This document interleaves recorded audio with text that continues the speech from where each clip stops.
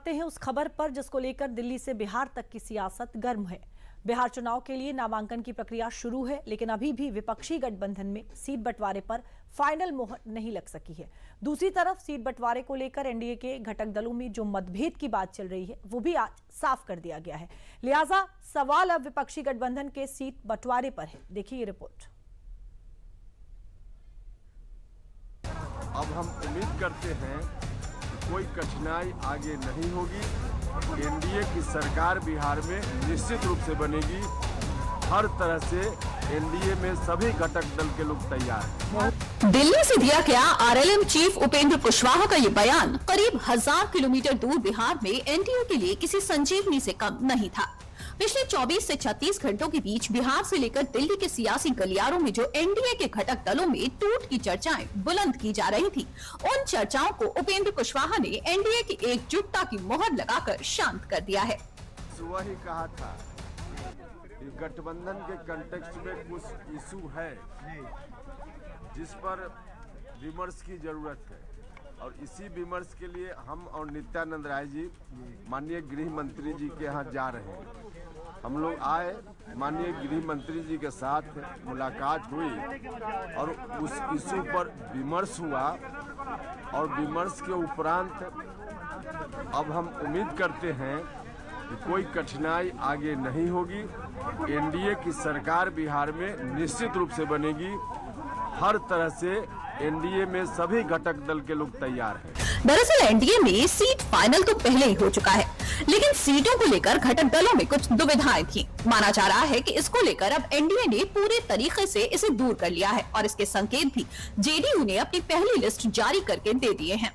JDU ने अपनी पहली लिस्ट में 57 उम्मीदवारों का ऐलान किया है, जिसमें कई दिग्गज नेताओं के नाम शामिल हैं।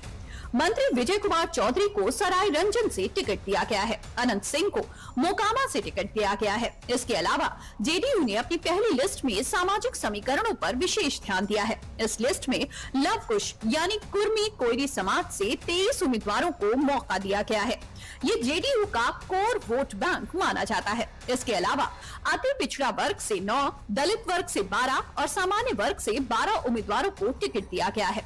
पार्टी ने 4 महिला उम्मीदवारों पर भरोसा जताया है। लेकिन दिलचस्प बात यह है कि जेडीयू की इस लिस्ट में वो 4 सीटें भी शामिल हैं जिन पर एनडीए के ही सहयोगी चिराग पासवान की पार्टी एलजेपीआर दावा कर रही थी। आज जेडीयू के इस फैसले को सियासी गलियारों के एनडीए की आपसी मतभेद का रूप देने की कोशिश की गई, लेकिन बिहार बीजेपी अध्यक्ष ने ऐसे दावों को भी खारिज कर दिया। सीट के बाद अलग अलग जो क्षेत्र है, विधानसभा क्षेत्र, उसके बारे में सभी दल ने आपस में चर्चा कर लिया है, और चर्चा करने के बाद सभी लोग अपने अपने दल के उम्मीदवार की घोषणा कर रहे हैं। और कल धर्मेंद्र प्रधान जी ने भी कहा था इस बात को कि अगर 1-2 सीट में जिसमें कि आपसी सहमति बनानी है, तो जहां 242 सीट में बन गया, तो एक सीट में भी आपसी सहमति जो है वो लोग रात में ही कर लिए हैं, और कहीं कोई दिक्कत नहीं है, क्योंकि हमने सबसे पहले सीट शेयरिंग का सूचना आप लोगों को दिया कि हमारे एनडीए गठबंधन में सीट शेयरिंग हो गया, और आप देख रहे हैं कि हम लोगों ने उम्मीदवार की सूची भी जारी कर दी है, और जो बचा हुआ उम्मीदवार का सूची है वो भी जारी होगा। एनडीए गठबंधन में कहीं कोई दिक्कत नहीं है। उम्मीदवारों के ऐलान की उठापटक के बीच एनडीए का कुनबा दिल्ली से लेकर बिहार तक एकजुटता का संदेश दे रहा है, लेकिन विपक्षी गठबंधन में तो अभी तक सीटों का बंटवारा ही नहीं हो पाया है। सियासी गलियारों में चर्चा है कि आरजेडी, कांग्रेस और मुकेश सहनी में कुछ सीटों को लेकर सहमति नहीं बन पा रही है। हालांकि कांग्रेस का दावा है कि जल्द ही सीटों का ऐलान होगा, हालांकि ये कब होगा ये अभी पक्का नहीं है। हम लोग टोटल कल भी बताया था, कुछ डॉकेट हमारे बचे हुए थे सभी 6 सीटों के लिए। उस पे जो उप समितियां थी, जो कुछ पार्ट रह गए थे, उसको हम लोगों ने आज क्लियर कर दिया, और क्लियर करने के बाद हम लोग आगे आज जा रहे हैं पटना हम लोग बात करके सभी सीटों के घोषणा करना। आज तो जाहिर है लिस्ट बहुत जल्दी आएगा। लिस्टे के लिए तो आए हैं। नॉमिनेशन कब कर रहे हैं? ठीक है, हम बता देंगे आपको। हालांकि कांग्रेस नेताओं के बयानों में अभी कोई स्पष्टता नहीं दिखाई दे रही है। एक तरफ सीटों का नंबर सबसे बड़ा सवाल बना हुआ है, तो उससे भी बड़ा सवाल मुकेश सहनी का है कि आखिर वो विपक्षी गठबंधन में रहेंगे या फिर नहीं है। इन दोनों ही सवालों पर कांग्रेस के नेता खुलकर कुछ भी बात नहीं कर रहे हैं।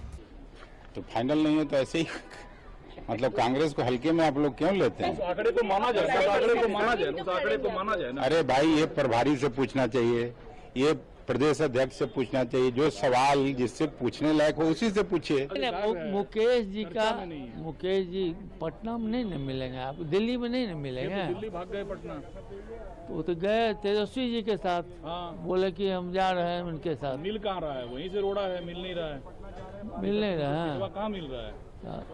सीट नहीं मिल रहा है, वो नहीं मिल रहा है, दोनों समझ लीजिए। अच्छा, तो गठबंधन में वो है कि नहीं है? अरे हम तो आए थे तो थे ही, अब माने हम समझते रहबे करेंगे। दरअसल विपक्षी गठबंधन पर सवाल इसलिए उठ रहा है क्योंकि जहां सीटों का बंटवारा ही फाइनल नहीं हुआ है, वहां आरजेडी ने टिकट देने का काम भी शुरू कर दिया है। और इन सब के बीच आरजेडी ने एक टिकट ऐसा भी दिया है जिसकी चर्चा सबसे ज्यादा हो रही है।